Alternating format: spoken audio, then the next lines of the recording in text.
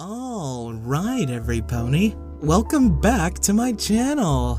Today we have interesting fanfiction here for you. I say interesting because, it got this violence and tragedy tag. Whoa! Well, without further ado, let's read this description. The Ponyville Derby is today. It's acting as both a qualifier for the Canterlot Derby and as a normal derby. Few racers are actually racing competitively. Most actually just race for fun whenever a race comes to their town. I'm one of those few true competitors. I've raced in all the races, and I'm this close to winning the season. This race just needs to go well. Ponyville Downhill Derby. Written by Seral. Am I saying that right? Seral? S-E-R-A-L. Great narrator. Chapter 1. The Race. The sound of air horns nearly deafen me while cheering fills the atmosphere as the racer in front of me is released. They're in a cheap cart, plywood panels nailed together at right angles, covered in paint. The wood's not even sanded down. Thin bicycle wheels with a single block brake that hovers just over the axle. It's a terrible cart to compete in, but I know they're not here for competition. They're here for fun.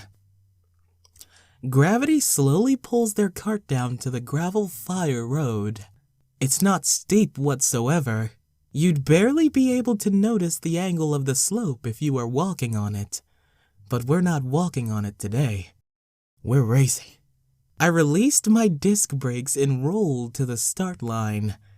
After coming to a stop under the start banner, a stallion with a reflective vest comes over. You'll be released in 1 minute. Oh, he hollers. Alright, you'll be released in 1 minute. He hollers over the cheering spectators.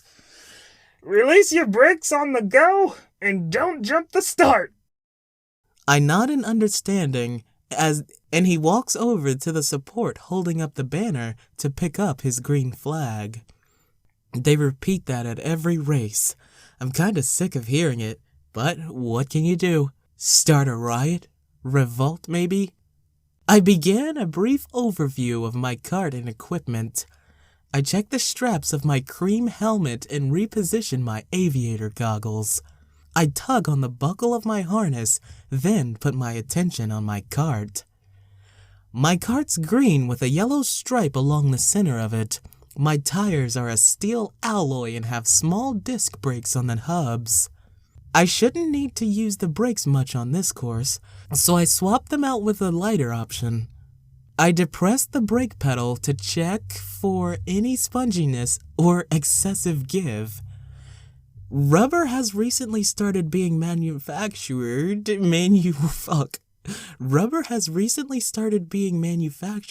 so every pony started putting them on carts to make them safer on low-traction trails.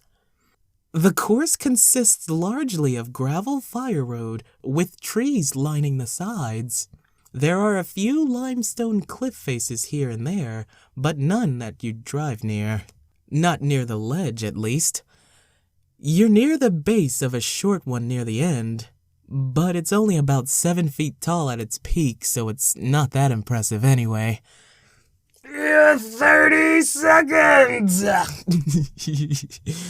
The crowd grows slightly louder at that. Ponyville ponies have the second loudest crowds of all the other places I've been, Canterlot being first. Canterlot's the final race of this season. This race is the qualifying race for that one.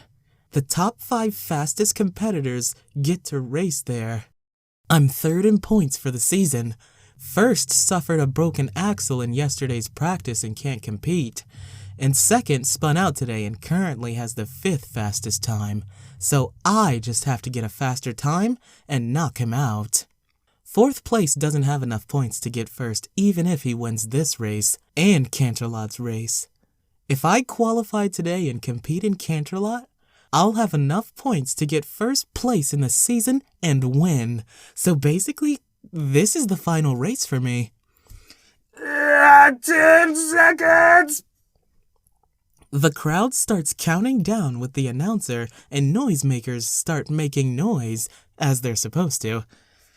5, 4, 3, 2, 1, go! The announcer yells and starts to wave his green flag. The crowd is insanely loud. I release my brakes and begin my descent. The dust from the racer from earlier is still in the air, but has dissipated a great amount. The trail has a very slight right turn, and I take the inside to prepare for the left hairpin coming up. I slow slightly for the hairpin and hit the axle perfectly. I go into the long left turn where ponies line the lines. I go inside the long left turn where ponies line the inside behind hay barriers. They're all cheering and hollering. A few Pegasi perform tricks in the air as I race by. At this point, I'm going quite fast, maybe about 25 miles per hour and still increasing speed. I can see Ponyville through a large gap in the trees ahead of me. It's a beautiful sight. But after the gap comes a crest, which I need to hit straight to avoid slowing down. Most racers slow down to avoid an accident because they hit the crest while turning. I spot the crest ahead and get as close to the inside as I can without hitting the hay. The crest is about 50 feet away. I straighten out the wheel and gain distance from the barrier as I head towards the crest. I wouldn't take this line if it weren't for the fact that the trail straightens out at the crest, and that taking it throws me in the perfect position to take the narrow right chicane? What? I have never heard of that word before. The right narrow chicane that comes immediately afterwards. If the turn had continued, I would have taken the outside, then straightened out and aimed towards the inside, just past the crest. I assume no other pony has taken the crest this fast, considering the ponies that I'm able to see have worried faces. I feel bad for making them worry, but I know what I'm doing. I hit the crest and go airborne, car angled in the air in a wonky manner. My right rear tire hits the ground first, followed by my left rear, then front tires. The suspension that I don't have absorbs all the force expertly. Meaning, ow. After regaining control of the violently rotating steering wheel, I carry my speed through the narrow chicane, just as I had practiced yesterday. Ponies cheer loudly, but I still hear a raspy, yet feminine voice excitedly yell, "Whoa, did you see that?" I can't help but smirk at that. I've done dozens of things at least 20% cooler than that before. Whoa! But hearing the reactions always makes me a little bit giddy. The fire road turns left, but the course goes off onto a steep dirt trail. It's only slightly steeper than the fire road, but my conserved speed gives me a few inches of air. Not a lot, but enough to get a cheer from more ponies. I'm going at least 45 miles per hour as I exit the slope of the hill and enter a clearing. Now it's flat, but a 180-degree left turn is coming up. Luckily, the turn is on a large banked berm to help keep riders from losing control. Ponies sit on bleachers on the sides of the turn and on the inside area between the trails that the turn connects, but not on the side over the berm, because racers could fly over and land in the stands, which would be bad. The turn has a very large radius, so I don't have to slow down. The crowd sees me approach and cheers loudly.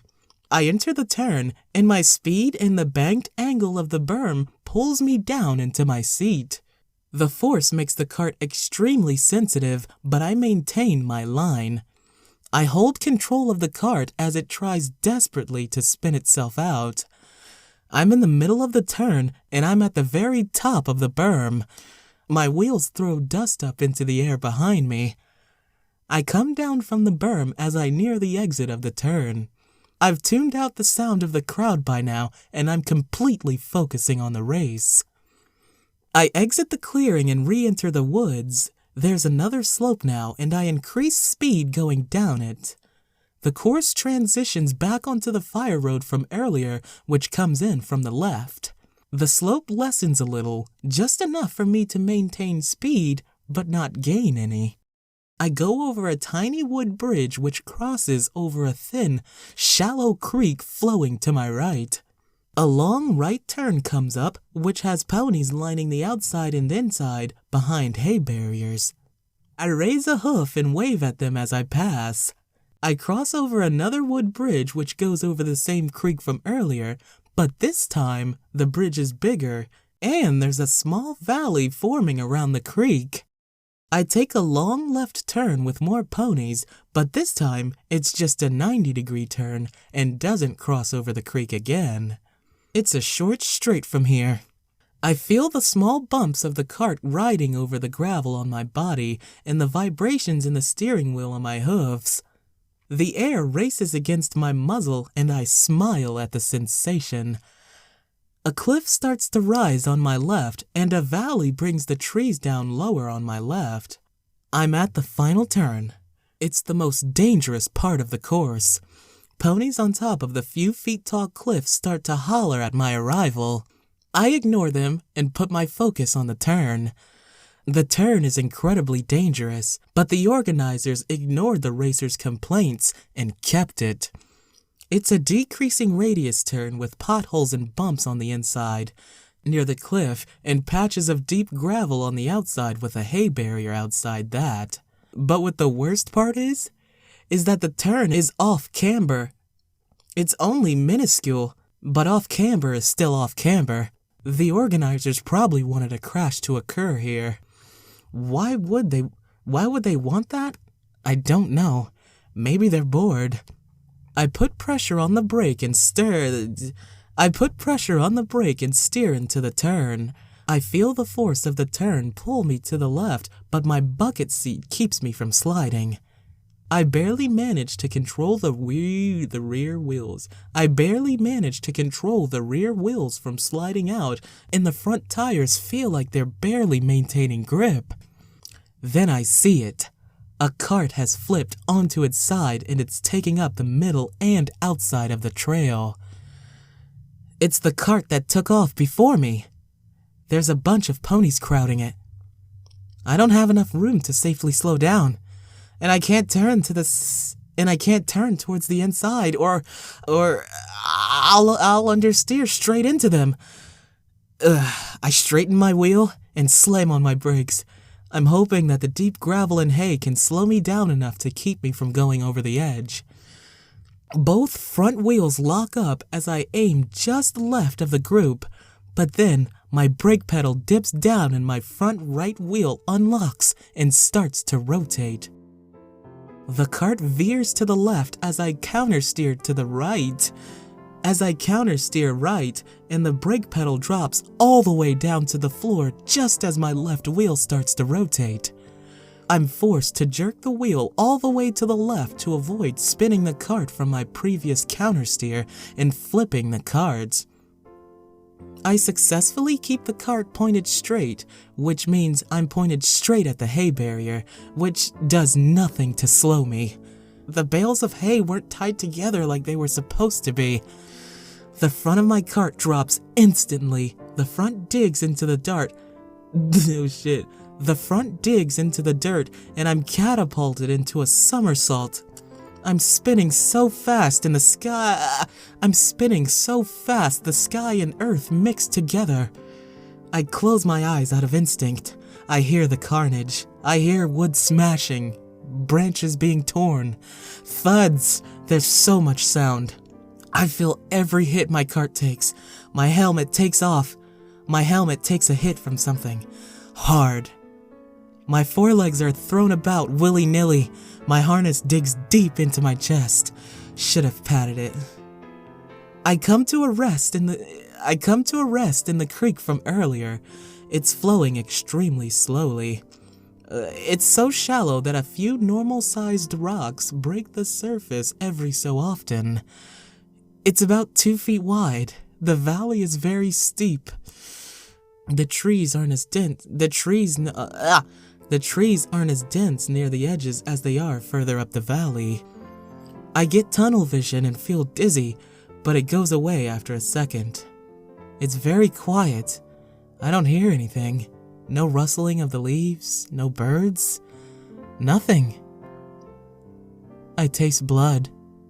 I should probably check myself out. My head's resting on the right side of my cockpit. I choose not to move it yet. Don't want to get dizzy.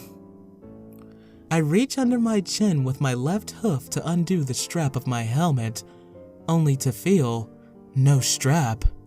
I realize that my helmet's gone. My goggles are gone too. The tunnel vision comes back, but leaves again just like earlier. But this time, my eyes become more unfocused as well. I undo the buckle and work my forelegs out of my harness, all without moving my head. I bend my joints to make sure they work. I notice an unwillingness to move in my right fetlock. I raise it up to examine it. It's bent at a right angle to the side. The tunnel vision thing happens again and leaves just like the first time. I lower my right foreleg onto the outside of the cart and let it hang. I stare off into the forest as I start to hear the sound again.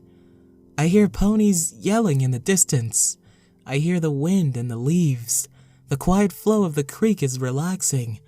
Blood drips into the creek from somewhere on my head. Maybe multiple somewheres. Who knows? My vision feels like it's zooming out, but nothing's getting smaller. I close my eyes for a few seconds. I open them to see an orange pony on my right. Oh shit, Applejack! Oh, Applejack! Oh! I open them to see an orange pony on my right shouting up the hill. I found the colt! Get the medic ponies down here quick! I raise my head and then rest it on the rollover bar and stare at the sky. I know I said that I wouldn't move it, but I forgot that in the moment. I rest my eyes for a few seconds. I must have passed out after resting my eyes. I'll try not to do that again. I see in my peripheries the orange mare turning towards me. She notices that I'm awake and steps over to me. You're hurt pretty bad there, Colt. I'd suggest not moving for right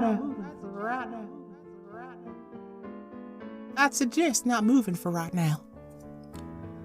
I blink and give an extremely small nod. She gives a slight nod as well, just before her ears swivel behind her and she turns around. I hear new voices, but tune them out as I focus on fighting off the sudden wave of nausea. I hear new voices, but tune them out as I focus on fighting off the sudden wave of nausea that just appeared. I frown deeply and clench my eyes for a few seconds as I feel sick. I open my eyes again, but keep the frown. I feel awful, but there's no pain yet. Maybe that's the trade. No pain, but I feel sick. It'll hurt soon though, I bet. Some Pegasus ponies come through the trees with a stretcher. There's 3 of them, all wearing white vests with a red cross. 2 of them are holding a stretcher, while the 3rd comes up to me. She starts to ask me questions, but I start gagging and dry heaving before I could answer her. My eyes are clenched shut again, and I start clambering out of the cart. I don't know why, I just felt that I really needed to. They helped me out of the cart, and They helped me out of the cart and put me on the stretcher rather than try to stop me. I assume that they're flying me towards the hospital because I can't think of anywhere else that they'd rush me to. During the flight, I started to feel short of breath. I feel winded and start moaning in between short gasps for air. I wish I would have been knocked out in the crash rather than experiencing this. I feel like I'm dying. I know I arrive at the hospital when I start hearing voices in the clops of many hooves, but I couldn't care less about that as I'm trying to breathe. I feel myself get put on a gurney and something pricks my foreleg at the same time. I start violently coughing and try to open my eyes at the same time. The few glimpses I caught while coughing showed blood splattered on the gurney and myself. That's hemoptysis. I learned that in forensic science just before coming to this race. Isn't that funny? I think it's funny. It's getting harder to think. It's probably whatever they put in me. A chill runs through my body and I feel warm immediately after. I feel like my field of view increases, and things feel like they happen multiple times. Blackness envelops my peripheries, and everything zooms out extremely fast.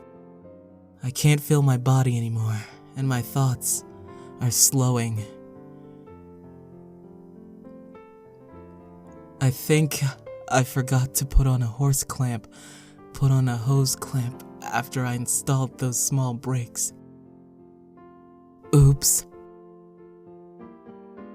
The end. Author's note. I'm gonna leave the ending up to the imagination.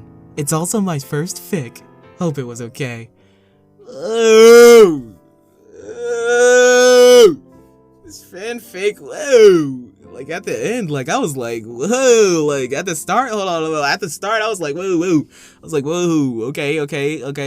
You know, I'm not really into racing, you know, but like, you know, I could still get into it, you know. I enjoyed.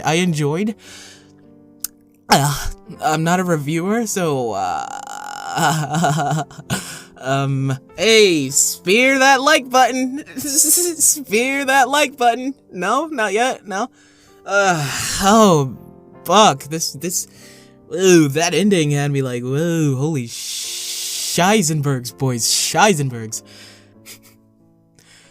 Damn, I think he died. There's no way he survived that, bro. Like, the ending, I feel like he died, you know? Because, like, he said everything is, like, zooming out, you know? I mean, well, people have died and got brought back to life. So, brought back? What? Is that Alright, I'm gonna go. Who wrote this? Seral? Seral? Good Scheisenbergs, you know? Good Scheisenbergs. Okay, I'm gone.